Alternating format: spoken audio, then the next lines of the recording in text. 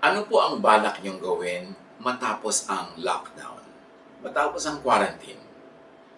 Yan ang napakadalas pag-usapan ng mga tao, pati sa social media makikita mo, itong balak kong gawin pagka na-lift na ang lockdown, pag na-lift na ang quarantine.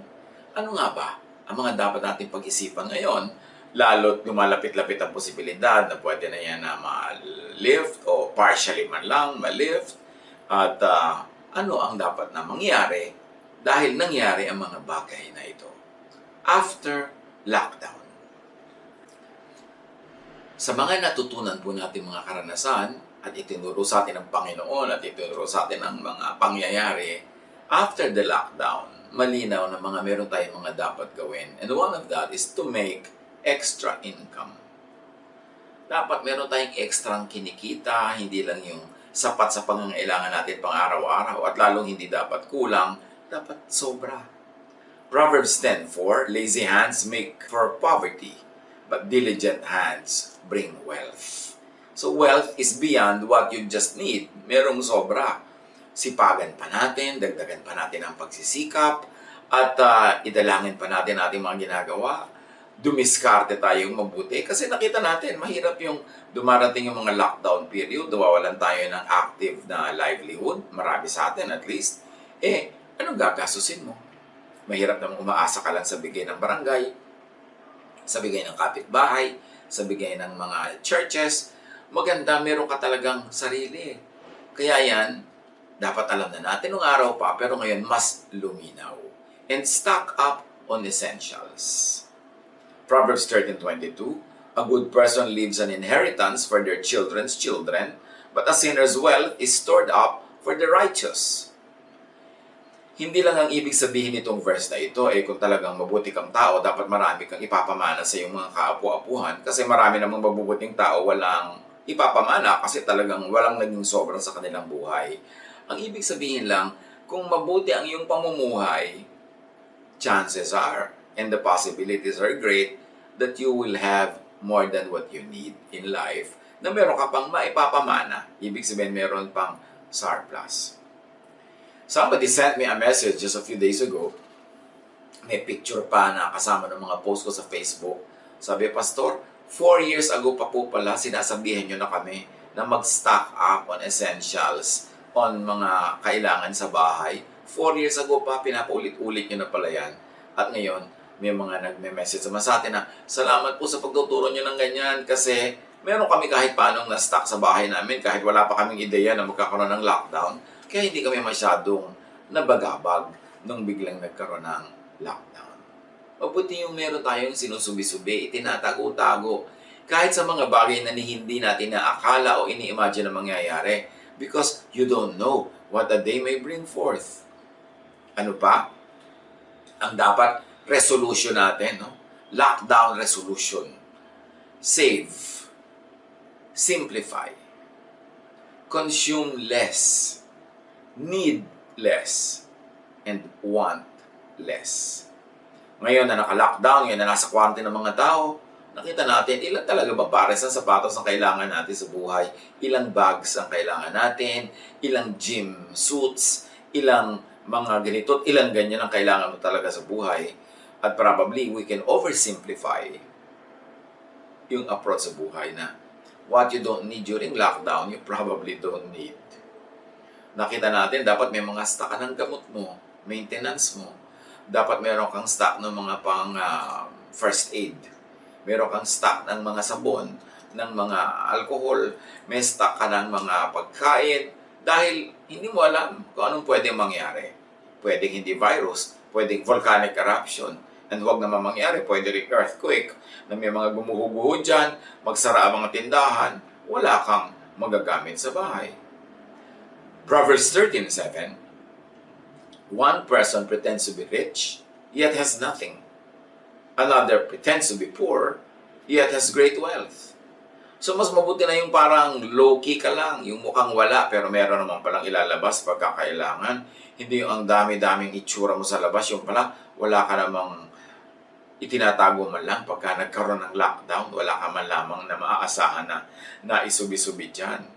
So, kailangan talaga sa buhay to simplify. Consume less, need less. want less. You'll be more autonomous or independent. Hindi ka masyadong maapektuhan ng ganitong mga extreme situations. Isaiah 55:2. Bakit gumugugol kayo ng salapi sa mga bagay na hindi nakakabusog?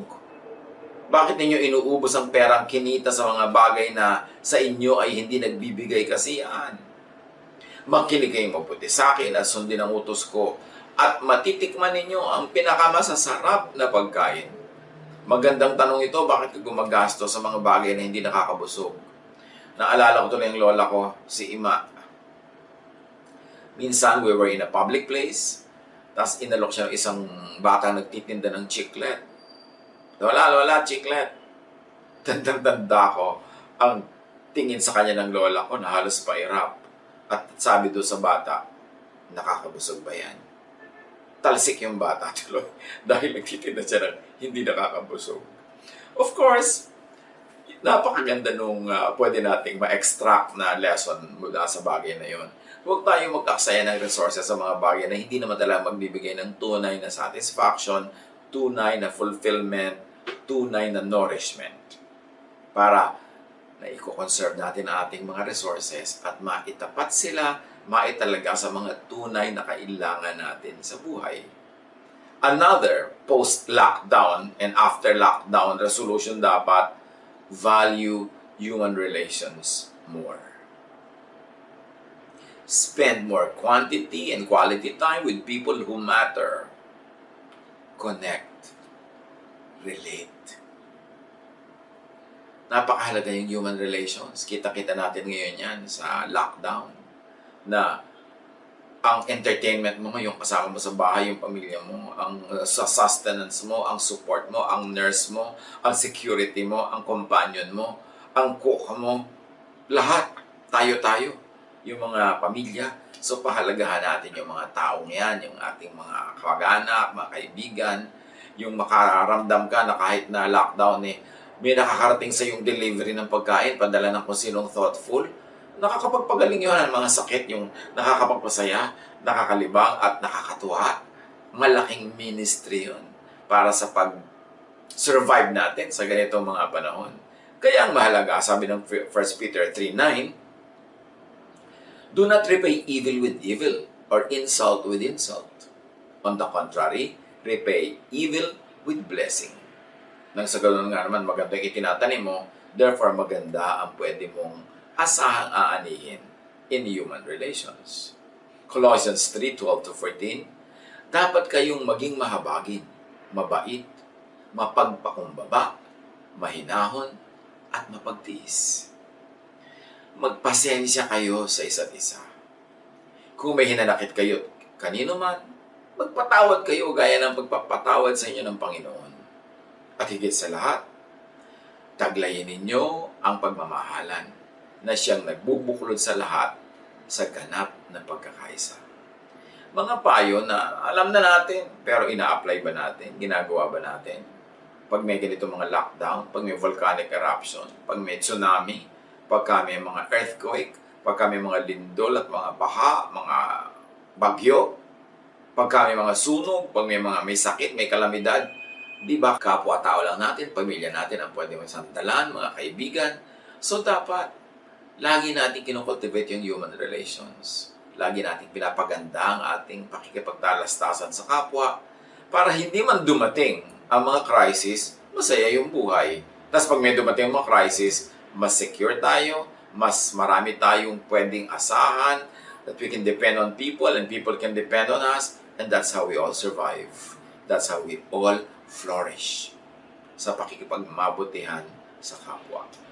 Proverbs 27:10, do not forsake your friend or a friend of your family, and do not go to your relative's house when disaster strikes you.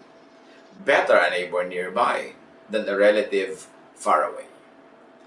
Hindi naman sinabing huwag na tayong makipagmabutihan sa kamag-anak at huwag lumapit sa kamag-anak pag may need. Ang ibig sabihin dito, yung kamag-anak na malayo. So dapat daw makipagmabutihan tayo sa ating kapitbahay, sa mga taong malapit sa atin. Kasi kung may mga kamag-anak man tayo, kung malayo naman sila, hindi pa rin natin sila maasahan. So kailangan marunong tayong makisama, makibagay, marunong tayong makipagmabutihan sa mga taong malapit sa atin. Hindi lang malapit sa loob, kundi malapit physically. Because there are really times when your very survival would only be because people around helped you.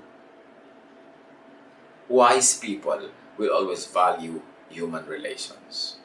So, ang napakahalagang resolution na post-lockdown na ikakarir, love. Love more. Love pa more. Kasi yung pag-iibigan, yun ang ating pampalakas ng loob, yun ang ating pampalakas ng buhay, at yun ang ating pwedeng sandalan. Galatians 5:13-15. Maglingkod kayo sa isa't isa sa diwa ng pag-ibig. Sapagkat ang buong kautusan ay nauuwi sa iisang pangungusap. Ibigin mo ang iyong kapwa gaya ng pag-ibig mo sa iyong sarili. Ngunit kung kayo nagkakagatan at nagsasakma lang para mga hayop, mag-ingat kayo at baka tuluyan ninyong sirain ang isa't isa. Warning yan. Lalo magkakapatid, magulang, mag-asawa, magkakamag-anak, in-laws. Huwag magsakmalan, huwag magkagatan. Dapat kayo natutulungan. Dapat tayo ang magkakakampi sa buhay. Hindi yung sarili mong kasama sa bahay, kalaban mo. Kung sino yung malapit na kamag-anak mo sa dugo, siya yung kalaban mo. That is not wise. That is foolish. Kahit nga kapitbahay na hindi mo kaano-ano sa dugo, bakit ka makikipag-away? Bakit ka makikipagmatigasan? Napakahalagang maganda ang relasyon sa ating kapwa. And another after-lockdown project na kung ginagawa na nun, paigtingin pa, improvein pa, take care of your health. Physical, mental, emotional, social, and spiritual health. Lahat yan. Sa pagpasok natin sa lockdown, meron na agad na edge yung healthy. Hindi yung first day pa lang naman ng lockdown, may sakit ka na agad. Meron ka na agad na emotional breakdown. Meron ka na agad na mental illness.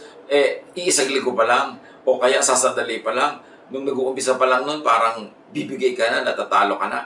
Kailangan meron kang baon-baon na lakas ng loob, lakas ng katawan, lakas ng isip, lakas ng espiritu sa pagharap sa kung ano-ano mga pagsubok ng buhay.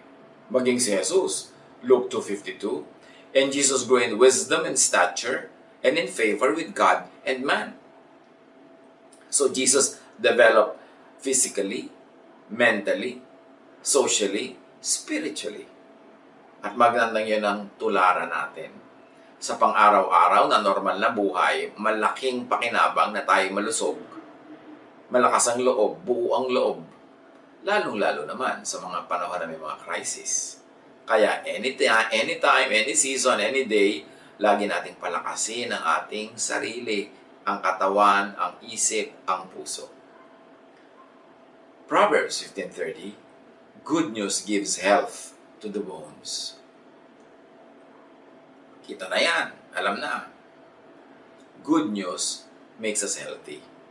So, unless kailangan mong malaman yung bad news, huwag mo na lang alamin. Huwag ka na magbuklat, huwag ka na maghanap, mag-research ng bad news. Unless kailangan mo yun.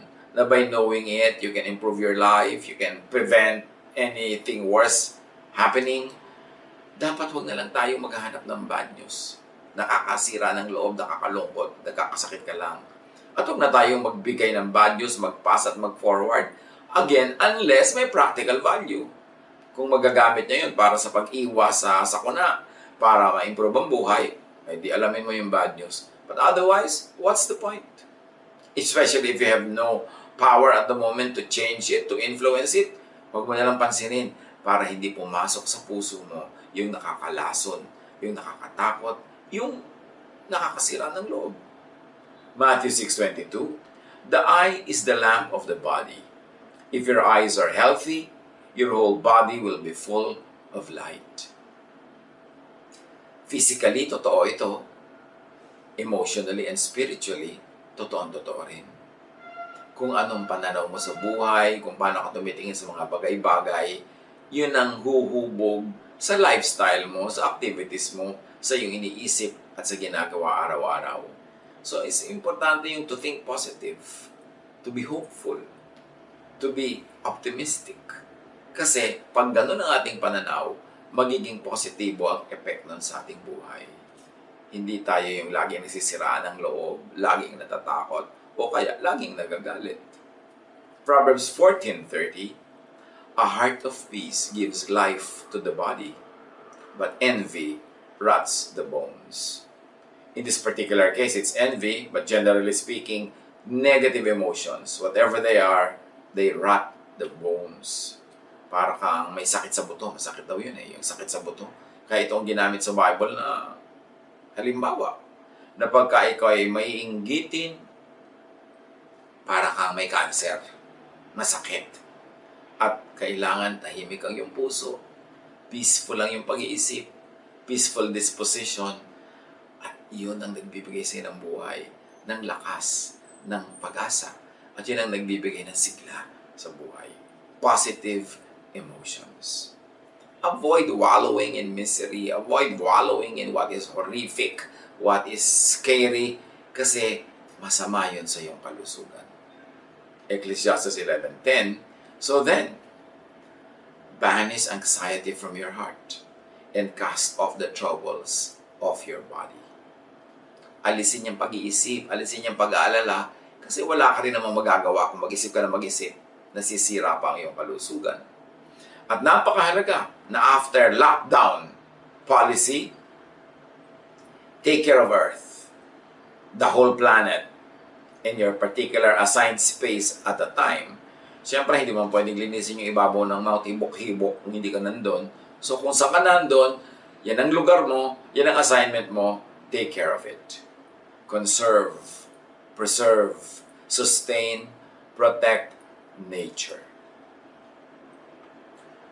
Napakarami daw ngayong mga sakit ng tao dahil nakukuha nila sa mga hayop. Kasi kung ano-ano hayop ang pinagkakakain natin na dati hindi naman dapat kinakain yan. Pero siyempre, mga nakatirang mga parasites dyan, may mga nakatirang organisms, lumilipat sa'yo. At sa pagsira natin ng environment, maraming hayop ang wala nang matirahan, namamatay sila, nalilipol sila. So yung mga nakatira sa kanilang parasites, yung nakatirang organisms, wala nang matitirahan dahil namatay yung mga hosts. Dahil na-extinct yung maraming hayop, so lumilipat sila sa ibang hayop o sa tao. Kaya yung mga dating hindi naman tumitira sa katawan natin, tumitira na ngayon, kasi yung mga hayop na tinitira nila, naubos na. Dahil inubos natin yung gubat, nilaso natin ang tubig sa dagat, sa ilog, yung hangin. So namamatay yung mga hosts nila, ng mga animals. So lilipat sila sa atin, tayo naman yung host. At dahil bagong-bago yan, hindi tayo sanay, kaya hindi natin alam kung anong gagawin. Hindi tayo nakadevelop ng immunity, hindi tayo nakadevelop ng defenses, kasi bigla-bigla lumulundag sa atin yung mga nakatira dati sa mga hayop na mga nangamatay dahil pinapatay natin sila. So mahalaga-alagaan natin yung buong nature. Huwag sobrang daming development na tinatawag na actually destruction. Pag may sinabing may development po kami sa ganung province, ibig sabihin destruction yun. Kasi puputulin yung mga puno, sasarahan yung mga ilog, magiging tatambakan nila para maibenta nila yung lupa, namamatay yung mga ilog, bumabaha tuloy, nakakalbo ang gubat, yung mga hayop walang matirahan, sa tao na tuloy tumitira. Importante na mahalin natin ang kalikasan. Genesis 2:15, the Lord God took the man and put him in the Garden of Eden to work it and keep it. Yan ang first commandment sa kanila. Alagaan ninyo ang kalikasan ng mga halaman, ng mga bundok, ang mga tubig, ang mga hayop. Numbers 35:33, you shall not pollute the land in which you live. Huwag dumihan, huwag sirain, kasi yan ang iyong tahanan. Conserve, reuse, recycle. Balikan natin yung recycling. Nung araw naman, pagka namamalengke yung mga lola natin, bayong eh. Ngayon, mga ginagamit, puro mga disposable, ang dami tuloy kalat. And we have to keep producing ng supot, we have to keep producing mga lalagyan na kinukuha din sa nature yan, nauubos tuloy yung mga natural resources. Kaya dumudumi, nasisira ang ating planet. Leviticus 19:9, when you reap the harvest of your land, do not reap to the very edges of your field or gather the gleanings of your harvest. Do not go over your vineyard a second time or pick up the grapes that have fallen. Leave them for the poor and the foreigner. Ganito nung araw yung agriculture eh. Pagka may nag-harvest, hindi nila inuubos. Para yung mga kapuspalad, yung mga maralita, susunod-sunod yon, sinisimot nila yung mga naiwan at mga natira. At gano'n ang mahalaga natin gawin. Huwag nating ubusin. Magtira tayo sa kapwa. Pagka nangingisda ka, yung mga maliliit na isda, ibalik mo sa tubig para lumaki pa at mahuli ng iba. Huwag na sobrang maliliit na mga butas ng lambat ang ginagamit. Dapat na lang pagkaliit-liit na mga amoeba, nahuhuli na natin, wala nang matitira doon sa tubig. Always leave something on the table for the other person. Yung pagka nag-harvest ka halimbawa, huwag mong kunin lahat para may matira sa iba, para may tumubo pa. Huwag mong kalbuhin lahat yung gubat kasi wala nang tutubo, wala nang mag-hold ng mga tubig. Pagka umuulan, bumabaha, nagla-landslide, sinisira natin ang ating planet. At yan ay isa sa mga pinakamahalaga dapat realizations ngayong lockdown. Buong planeta kasi naapektuhan. Kasi buong planeta nagpapabaya. John 6:12. When they had all had enough to eat, he said to his disciples, "Gather the pieces that are left over, let nothing be wasted." So si Jesus, ipinaipon pa niya yung mga sobrang pagkain. 12 baskets nga na-kolekta nila at ayaw din ni Jesus ng may natitira. Yung kakain ka sa yung kanin matitira lang sa plato, huhugasan yung plato, matatapon, babara pa sa lababo, o magiging basura. What a waste. Ang dami nating wini-waste na pagkain. Dapat marunong tayong mag-recycle, mag-recook, mag-reheat. Hindi yung puro consumption, consumption, consumption. Kahit kaya nating bumili.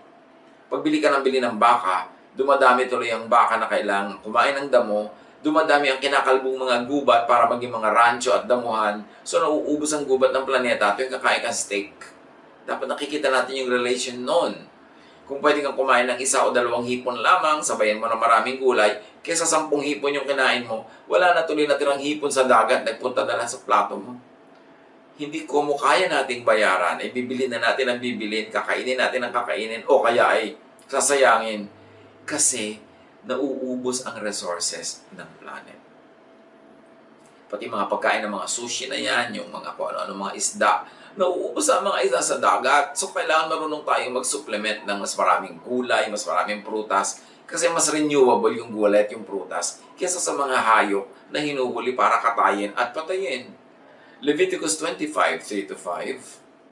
For 6 years sow your fields, and for 6 years prune your vineyards, and gather their crops.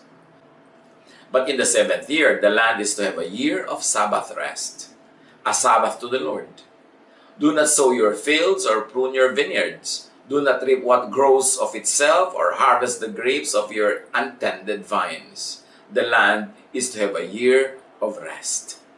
Ito yung Sabbath na maganda kasi pinagpapahinga yung lupa. Pero yung meron kang kailangan gawin, pinipigil ka dahil Sabbath, naging alipin ka na ng Sabbath noon. Kaya pinalaya ni Jesus sa mga tao from the Sabbath. Ibig sabihin, optional na lang yan. Kung makakabuti sa'yo, di mag-Sabbath ka. Pero kung may kailangan kong gawin na mas mabuti para sa'yo, edi gawin mo. Kaya sabi ni Jesus, Sabbath was made for man, not man for the Sabbath. But in this case, the teaching on the Sabbath about yung bukid na every 6 years ng pagbubungkal, may isa dapat taon na pahinga, maganda yun. Para sustainable yung nutrients ng lupa, para makapahinga yung lupa. Very importantly, after lockdown, clean up. Linisin talaga natin ang planeta, ang ating barangay, ang ating bahay, ang ating neighborhood, ang mga damuhan, ang mga bukid. Isaiah 1:16, wash and make yourselves clean. Sa ating katawan, sa ating bahay, sa ating community, i-apply ito. 1 Corinthians 14:40, but all things should be done decently and in order. Of course, church management yung original context nito, but it can be applied to how we deal with nature and with everybody else that shares nature with us. Importante, dapat after lockdown, hindi babalik sa normal. Huwag nating asamin bumalik sa normal. We should not go back to normal because normal was the problem. Sabi nga ng isang poster, credit to the owner. Napakahalaga na hindi na tayo bumalik sa mga dati ng masasamang gawin. Yung Kaprasong gulay, isang plastic na lalagyan. Kaprasong isda, isang plastic. Ang dami-daming plastic, tapos ihahagis lang, itatapon. Mali. Let us conserve. Let us use less. Need less. So we want less. Let us conserve our energies. So kung meron talagang dalawa na napakahalaga na gusto kong idiin na dapat ay after lockdown, i-career natin. One, to improve our human relations. To love more. To give more. To strengthen the family and our friendships and our social relationships. Yan. At pangalawa, yung mahalin ang kalikasan. Maging part tayo ng solution, hindi ng problem. Bumalik tayo sa pagtatanim ng mga gulay sa mga paso, sa mga harap ng ating bahay, sa bakuran, sa paligid. Dahil yun ay nakakain natin. Hindi yung puro decorative plants na hindi naman natin makain. At pahalagahan natin ating mga farmers, ang ating mga fisher folk, yung mga nagpo-produce ng pagkain para sa atin. Bayaran natin ng tama ang mga produce nila. Huwag nating baratin.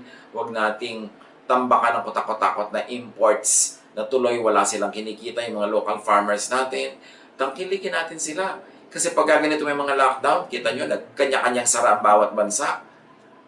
Mapalad tayo, blessed tayo na meron tayong mga bukid, meron pa tayong natitira mga ilog, may natitira pa tayong mga pwedeng pangisdaan, mag-fish culture tayo, mag-agriculture tayo, mag-aquaculture. At ngayon, after lockdown, kahit na maging available na uli ang maraming bagay, huwag na tayong bumalik sa normal na overconsumption, neglect of our natural resources, neglect of our farmers and food producers. Dapat hindi na tayo bumalik doon. Maganda na may matutunan tayong leksyon na matapos ang lahat ng ito, magbabago ang ating pananaw, ang ating pamumuhay, at dumating man o hindi dumating ang mga ganitong bagay sa ating buhay muli, tayo ay makakapamuhay ng maayos, mapayapa at masagana. God bless us all.